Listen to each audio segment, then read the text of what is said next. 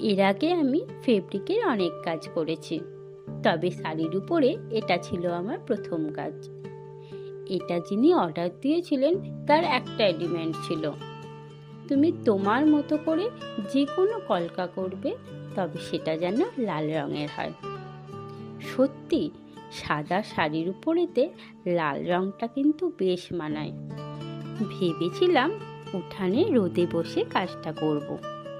ও বাবা, সকাল থেকে তো সূর্যি মামার কোনো দেখাই নেই, তার সাথে ঠান্ডা কনকনে হাওয়া।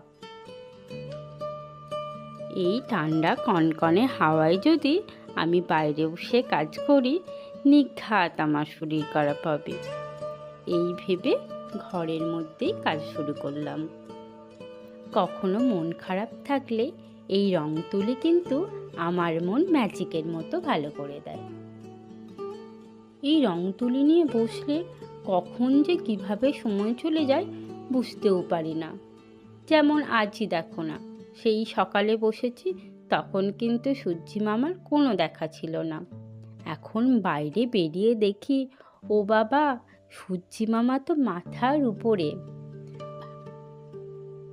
তার সাথে এত রোদ, বোঝাই যাবে না যে সকালের আবহাওয়া ওরকম ছিল।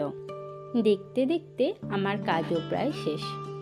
ভাবলাম বাইরে যেহেতু এত রোদ, তাহলে শাড়িটা নিয়ে বাইরে একবার মেলে দিই, তাহলে রঙটা সুন্দরভাবে শুকিয়ে যাবে, তার সাথে কয়েকটা ছবিও তোলা যাবে। তোমরা জানিও শাড়ির উপরে আমার প্রথম কাজ তোমাদের কীরকম লাগলো।